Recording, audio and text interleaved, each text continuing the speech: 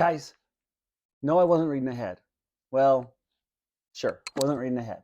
All right, you're back for our next thrilling chapter of David Walliams' Codename Bananas. Now, things are getting really tricky here now. Remember to pay close attention so that you can tell us about the chapter after this. And remember to listen so that you can answer some questions. Let's get started with chapter 58, Bottom on Fire. You well know if you fire those machine guns in here, we're all dead, shouted Sid. The twins' faces soured, if indeed they could sour any more, as they already were incredibly sour. They knew the old man was right. The pair spun their machine guns around in their hands. Whiz! So they could use the butts as weapons.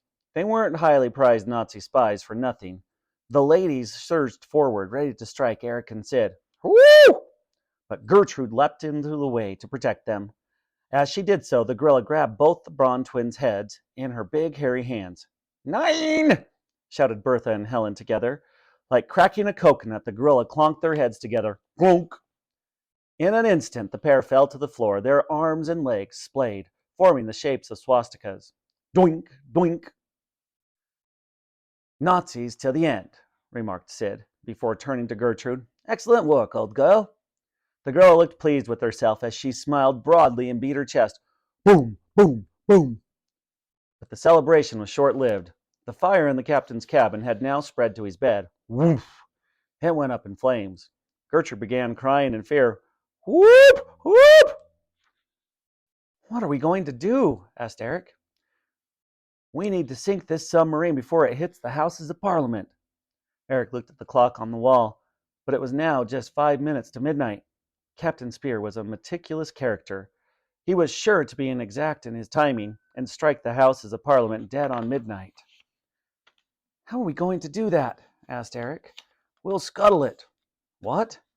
Flood it. Open all the hatches. Let the water rush in. Let it plunge to the bottom of the Thames. How will we get out alive? Asked the boy. There's very little chance of that, I'm afraid. Let me try and get you and Gertrude out of here, and then this U-boat can go down with me. No, Uncle Sid, said the boy. I'm staying to help you. I've lost my mom and dad, and my granny. I can't lose you, too. The gorilla nodded her head. Look, shouted Eric, pointing out to the cabin doorway to the long gangway. Submariners were charging towards them, armed with anything they could lay their hands on.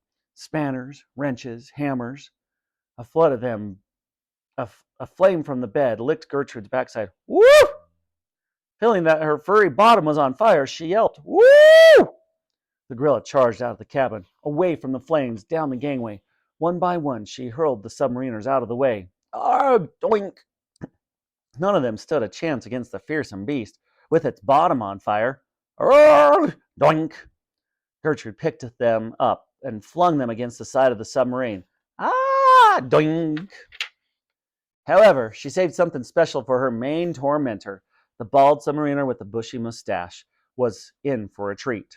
Gertrude smirked on seeing him. With both hands, she grabbed him by the mustache. Nine! Nine! He cried.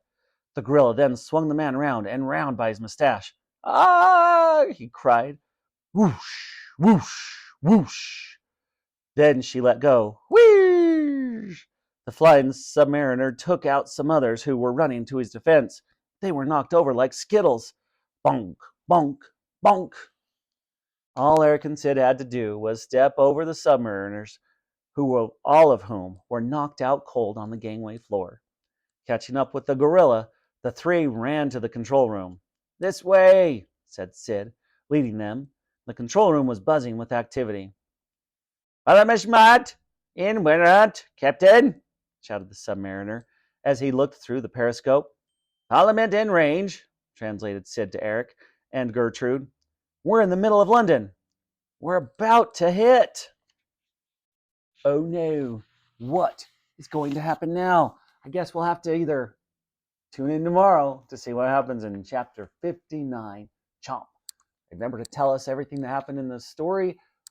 Fill in the blanks on those words, and we'll see you tomorrow or next time for chapter 59, Chomp.